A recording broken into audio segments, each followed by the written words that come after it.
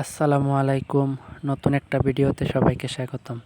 এই যে দেখতাছেন, এই জংলা টংলা কিছু দেখা যাইতাছে, কোনো গাছ টাছ লতাপাতা কিছুই নাই।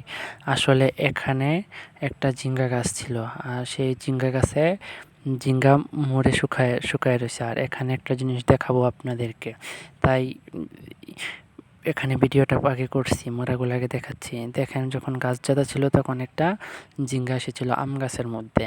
আর ওই আম গাছের মধ্যে কিন্তু ওই যে জিঙ্গাটা এখন পর্যন্ত রয়ে গেছে, এখন পর্যন্ত কিছু হয় নাই এখনও, কিন্তু গাছটা একদম সম্পূর্ণ মারা গেছে। আর গাছ দেখেন আমি কত জোরে টানতাছি, তারপরেও ছিঁড়া আসতেছে না তো আসতেছে নাই। আমিও নাছোড় বান্দা কম না, আমিও ছাড়বো না।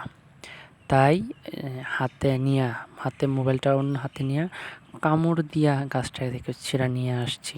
ছিঁড়া নিয়ে আমি রেখে দিলাম রান্নাঘরে, যদি করা যায় তাই। আর এই যে এখানে দেখছেন, এখানে হচ্ছে গিয়ে আমার গাছ, লাউয়ের চারা।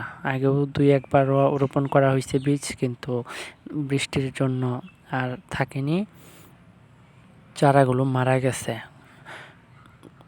আর এই যে দেখেন, ছাগলে কি কাজটা করছে, কি সর্বনাশটা করছে। এই গাছটা, সিম গাছটা জাংলায় উঠে পড়ছে, এখন ডগা পাতা ছাড়তেছে। দুর্ভাগ্যবশত অন্যের ছাগলে করে দিছে, খায়া ফেলছে।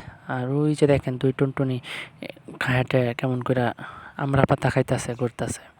আর তাই এখানে গেলাম, এই দুটাকে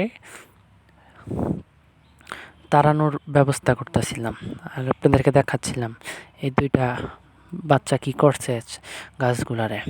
আর এরা যাইতেই চাইতেছিল না, এই পাশে তো ওই পাশে যাইতেছিল, ওই পাশে থেকে ওই পাশে যাইতেছিল। এরকম অবস্থা, এরকম গাড়তেরা আর গাড়তেরা, যতই দূরে সরানোর চেষ্টা করি ততই কাছে আসতেছে। ও আরেকটা জিনিস বলতে ভুলে গেছি, সেটা হচ্ছে দেখছেন বস্তার ভিতরে কি সুন্দর গাছ রোপণ করছি, আদা।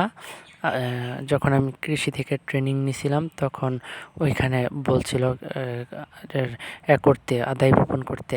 তাই করে দেখলাম এই বছর 3 বস্তা মাত্র। যদি ভালো ফলন পাই তাহলে পরবর্তীতে ইনশাল্লাহ আরও বেশি করার চেষ্টা করব। আর এটা হচ্ছে আমাদের আমড়া গাছ। আলহামদুলিল্লাহ, গতবারের তুলনায় এইবার তেমন একটা আমরার ফলন হয়নি, তার তো একটা বেশি আসেনি, কিন্তু যা আসছে আলহামদুলিল্লাহ আমাদের নিজেদের খাওয়াটা চলে। তারপর আবার আমাদের আত্মীয় স্বজন, পাড়া